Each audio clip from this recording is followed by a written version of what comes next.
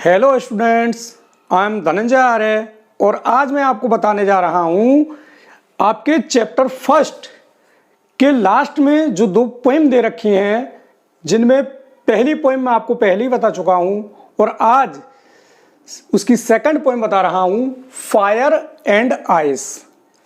तो fire and ice में इसका नाम क्यों रखा है पोएट ने ये, और इसमें क्या क्या बताया है। पोएम देखिए बहुत छोटी है और बहुत सिंपल है, लेकिन इस पोएम को समझने के लिए आपको पहले दो साइंटिफिक थ्योरी यानी कि वैज्ञानिक थ्योरियां समझनी पड़ेंगी, तब ये पोएम ज़्यादा आपको क्लियर हो जाएगी। तो वो थ्योरी क्या है कि वैज्ञानिकों में पृथ्वी के नष्ट होने के संबंध में दो मत हैं। अब ये मत बने क्यों हैं? क्योंकि आप जानते हैं जिस चीज़ का निर्माण हुआ है, जिस चीज़ का जन्म हुआ है, उसका विनाश भी अवश्यंभावी है। तो इसीलिए जो हमारे साइंटिस्ट हैं उन्होंने पृथ्वी के नष्ट होने के संबंध में भी दो प्रकार की थ्योरियां दी हैं। तो पहली थ्योरी कौन सी है? वो कहते हैं कि जो पृथ्वी है इसका अंत आग से होगा। अब आग से कैसे होगा? तो वो कहते हैं कि धीरे धीरे सूर्य की गर्मी इतनी बढ़ती जाएगी कि पृथ्वी का टेम्परेचर ऑटोमेटिकली फिर बढ़ता जाएगा और धीरे धीरे वो हमें असहनीय हो जाएगा। उस पर रहने वाले जितने भी जीव जंतु हैं, पेड़ पौधे हैं, वो सब झुलसने लगेंगे और एक टाइम वो आएगा कि यहाँ पृथ्वी से पूरा जीवन नष्ट हो जाएगा। तो पहली थ्योरी तो ये है। दूसरी थ्योरी क्या कहती है? दूसरी थ्योरी कहती है वैज्ञानिकों की कि वही पृथ्वी का अंत जो है बर्फ से होगा। अब बर्फ से कैसे होगा? इसलिए कि जैसे सूर्य है तो सूर्य धीरे धीरे उसकी हीट कम हो जाएगी, क्योंकि अब थ्योरी में वही है कि जिसका जन्म हुआ है उसकी मृत्यु भी होनी है। तो सन भी क्या है, धीरे धीरे उसकी हीट कम हो जाएगी और लास्ट में जाके बिल्कुल खत्म हो जाएगी। और जब सन की हीट खत्म हो जाएगी तो आप जानते हैं कि जो अर्थ पे एनर्जी मिल रही है, जो हीट मिल रही है, वो पूरी सन से मिलती है। तो जब वहां से एनर्जी मिलनी बंद हो जाएगी तो पूरी अर्थ पे क्या हो जाएगा, चारों तरफ बर्फ ही बर्फ जम जाएगा और यहाँ पर वनस्पतियां, जो पेड़ पौधे हैं, जीव जंतु हैं, जो भी हैं, उनको सरवाइव करना मुश्किल हो जाएगा, उनका जीवित रहना मुश्किल हो जाएगा और इस तरह से पृथ्वी का एंड हो जाएगा, पृथ्वी पर जीवन का एंड हो जाएगा। ये तो रही दो थ्योरियां। अब इन्हीं थ्योरियों पर बेस्ड ये रॉबर्ट फ्रॉस्ट ने ये बहुत ही सुंदर पोएम लिखी है। इस पोएम को देख लीजिए। तो इसका उन्होंने नाम दिया है फायर एंड आइस। उन्हीं दोनों थ्योरियों पे इसका नाम दिया है फायर एंड आइस।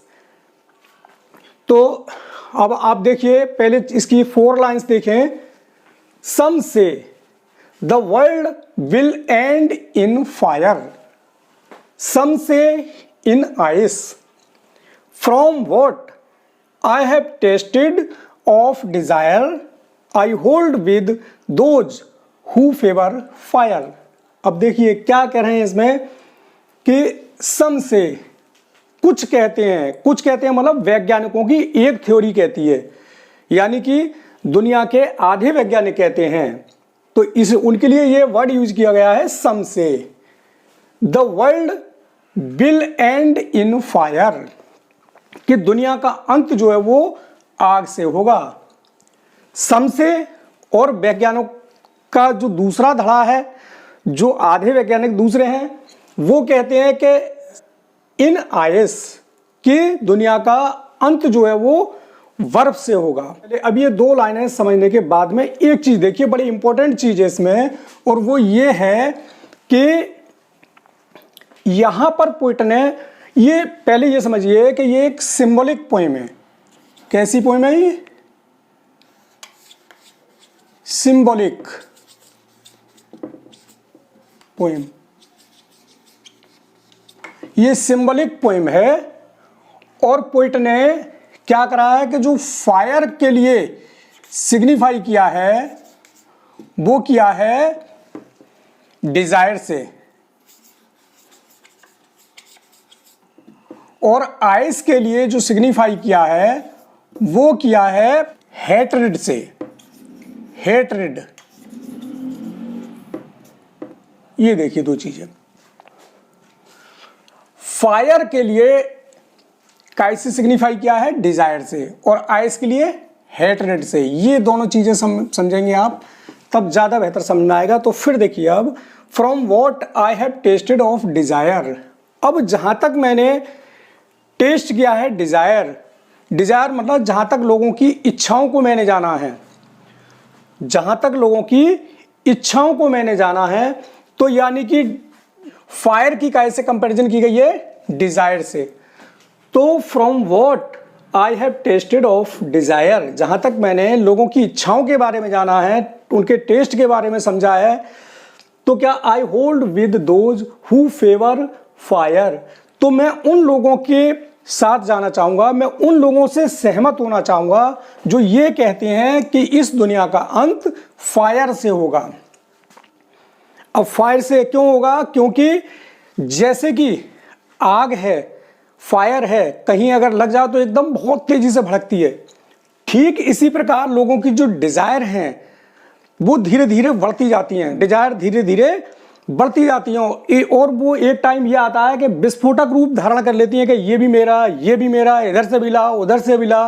तो जब ये कंडीशन होती है तो इसका मतलब यह है कि आपस में सामंजस्य खराब होगा और पूरा का पूरा जो है, जो सोशल स्ट्रक्चर बना हुआ है, वो पूरा का पूरा, जो सामाजिक संगठन बना हुआ पूरा का पूरा नष्ट हो जाएगा, और फिर दुनिया का जो अंत है, तो पॉइंट के हिसाब से वो फायर से ना होकर कैसे होगा, डिजायर से होगा।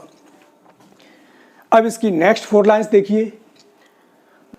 But if it had to perish twice, यदि इस दुनिया को 2 बार नष्ट होना है, तो I think I know enough of hate, तो मैं घृणा के बारे में अच्छी तरह से जानता हूं। यानी कि मैंने समाज में लोगों के लिए देखा है कि किस तरह से घृणा फैली हुई है, आपस में किस तरह से नफरत फैली हुई है।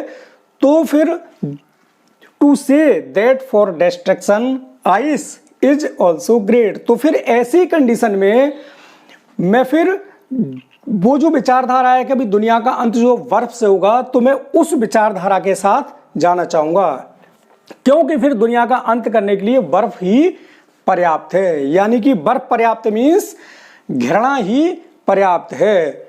मतलब लोगों के अंदर इतनी नफरत और घृणा फैली हुई है कि दुनिया का अंत आपस में एक दूसरे से ना बोलने से, एक दूसरे से दूरियां बनाने से ही दुनिया का अंत हो जाएगा। मतलब लोगों में जो घृणा फैली हुई है, ये घृणा ही इस दुनिया के अंत का कारण हो जाएगी। तो देखिए यहां पर पोइट ने क्या कहा है कि पहले जो स्टेंजा में पोइट जाना चाह रहा है, वो किसके साथ जाना चाह रहा है, फायर के साथ। यानी कि फायर से मतलब है किसके द्वारा होगा, डिजायर से एंड होगा, लोगों की जो इच्छाएं हैं उनसे एंड होगा।